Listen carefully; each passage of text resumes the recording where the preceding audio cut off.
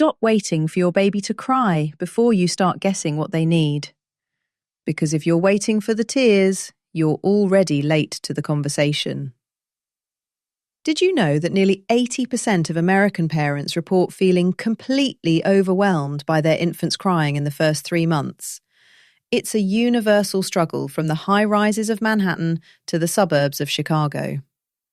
We've been conditioned to think that crying is the primary way a baby communicates, but in reality, crying is actually their emergency flare.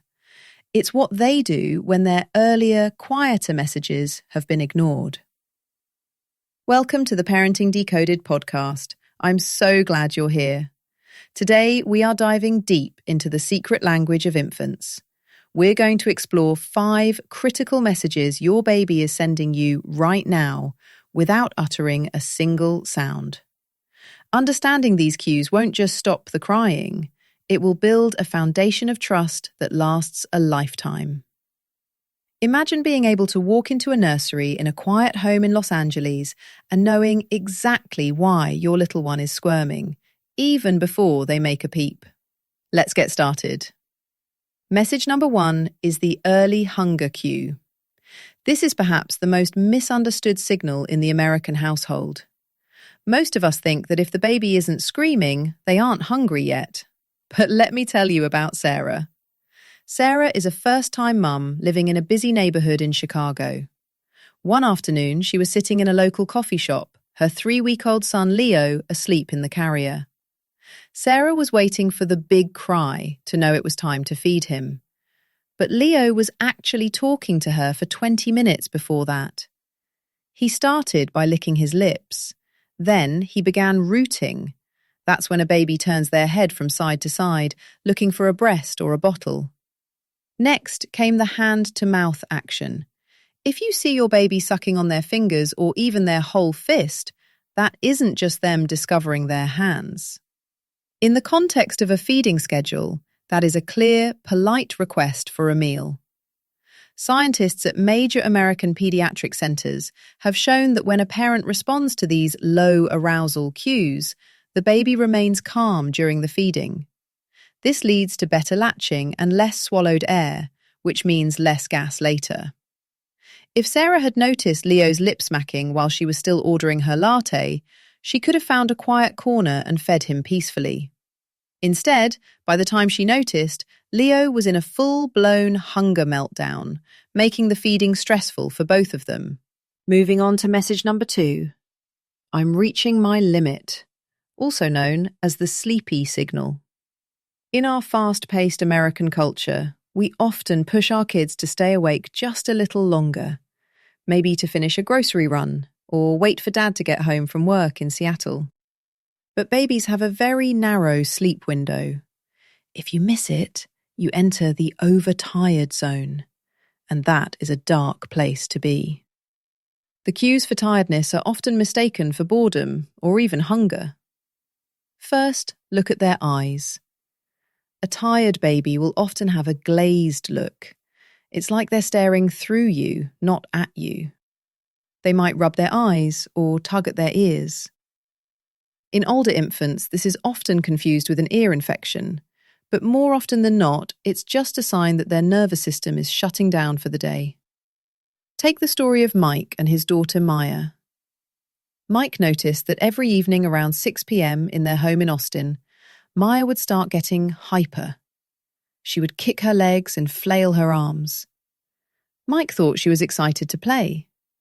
In reality, Maya's body was producing cortisol because she was past her sleep window. She wasn't excited. She was struggling to stay upright. The message was, I need a dark room and a swaddle 5 minutes ago.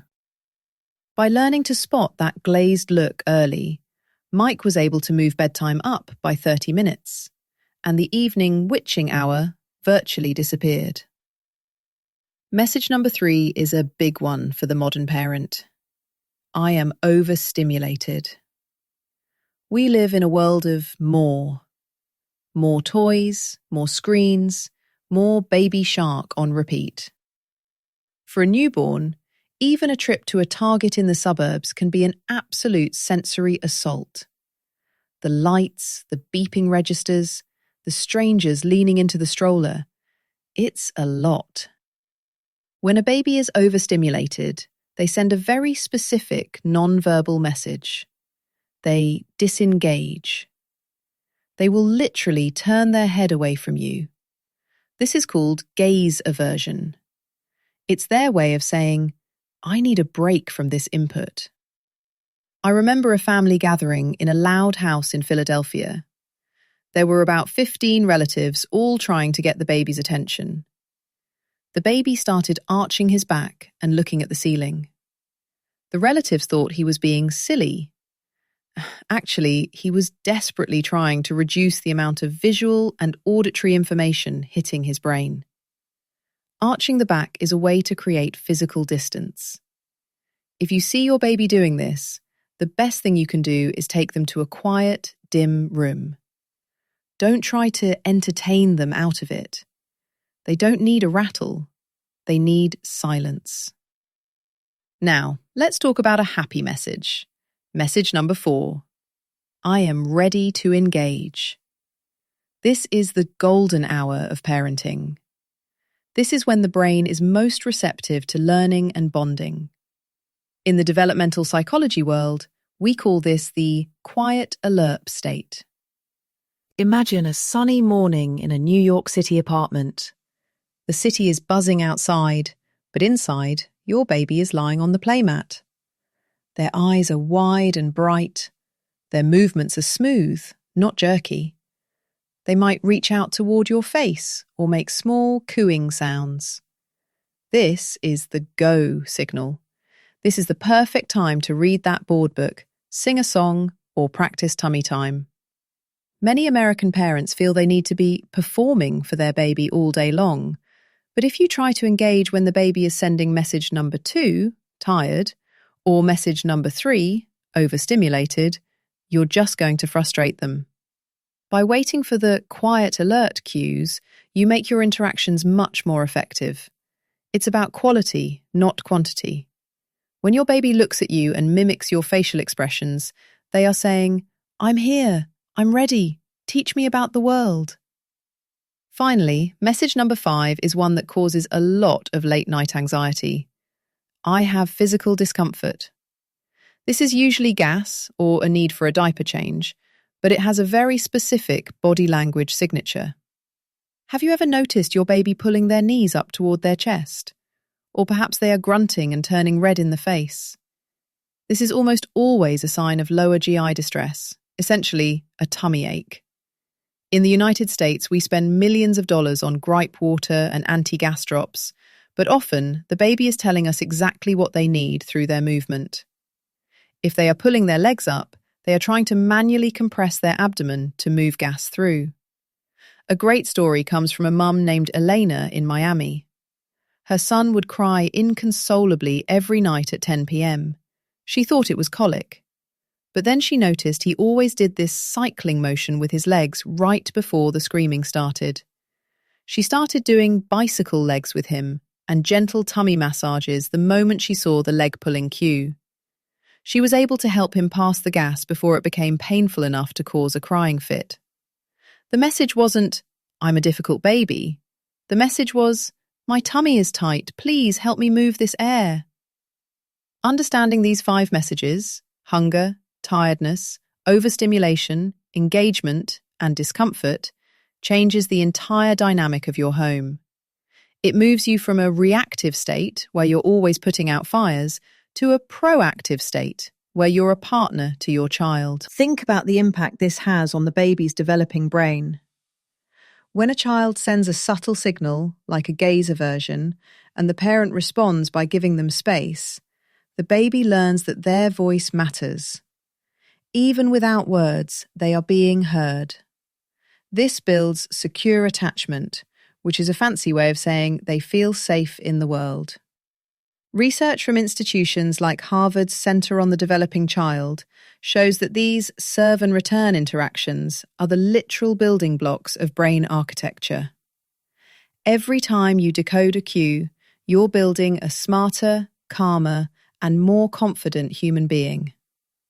So, here is your challenge for the next 24 hours. Put the phone down. Turn off the TV. Just observe. Whether you're in a park in Chicago or a living room in LA, just watch your baby's hands, eyes, and torso. Try to catch the lip smack before the hunger scream.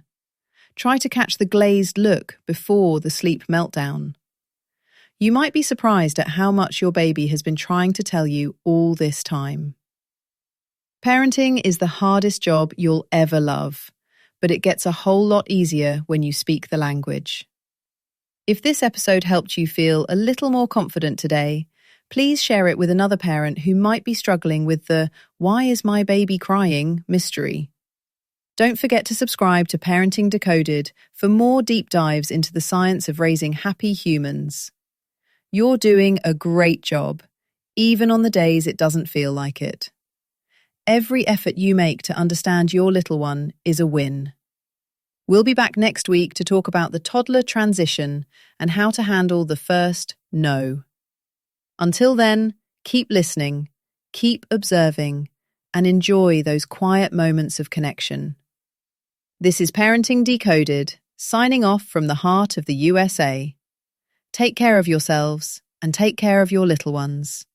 Goodbye for now.